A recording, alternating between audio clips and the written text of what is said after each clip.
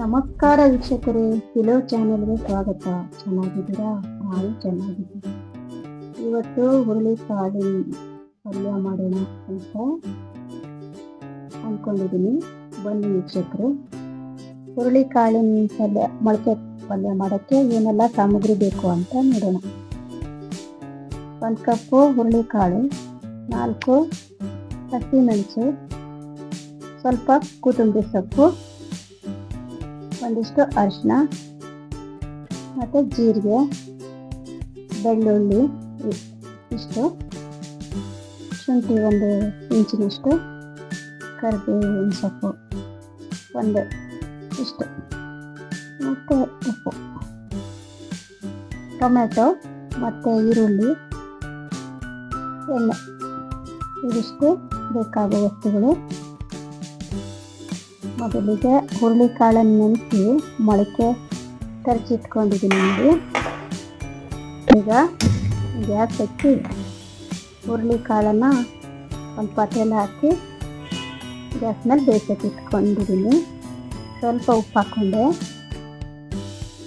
ಈಗ ಇಟ್ಕೊಂಡು ಹಸಿ ಖಾರ ರೆಡಿ ಮಾಡ್ಕೊಳ್ಳೋಣ.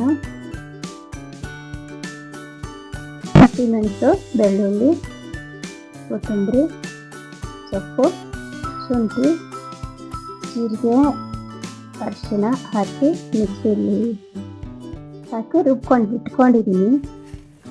ಇದು ಹಸಿ ಖಾರ ರೆಡಿ ಆಯಿತು. ಈಗ ಈರುಳ್ಳಿ ಕಟ್ ಮಾಡಿಕೊಂಡೆ.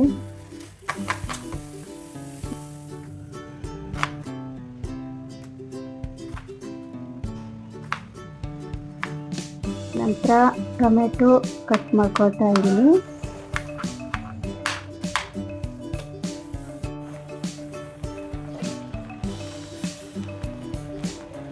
ಹುರುಳಿಕಾಳು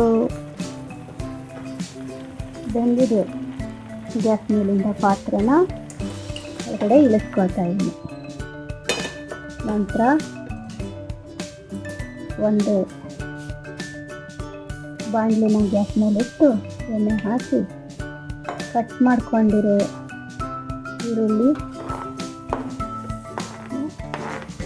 ಹಾಕ್ಕೊಂಡು ಸ್ವಲ್ಪ ಚಮಚದಿಂದ ಕೈ ಹಾಕ್ಕೊಂಡು ಹಚ್ಕೊಳ್ಬೇಕು.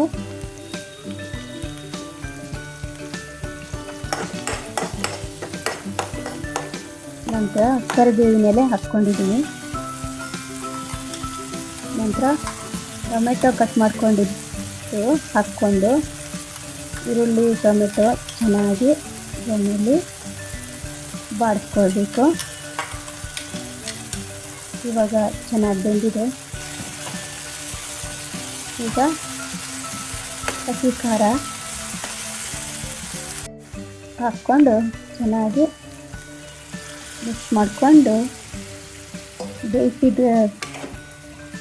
ಮೊಳಕೆ ಕಾಳನ್ನು ಹುರುಳಿಕಾಳನ್ನು ಹಾಕಿ ಮಿಕ್ಸ್ ಮಾಡ್ಕೊಳ್ತಿದ್ದೀನಿ. ನೋಡಿ, ಚೆನ್ನಾಗಿ ಬೇಯ್ತಾ ಇದೆ. ನೋಡಿ ವೀಕ್ಷಕರೇ,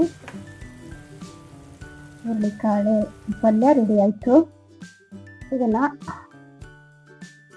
ರೊಟ್ಟಿ ಅಥವಾ ಚಪಾತಿ ಜೊತೆಗೆ, ಇಡ್ಲಿ ಜೊತೆಗೆ, ಯಾವುದ್ರ ಜೊತೆ ತಿಂದರೆ ಚೆನ್ನಾಗಿರ್ತದೆ. ತುಂಬ ರುಚಿಯಾಗಿದೆ ವೀಕ್ಷಕರೇ.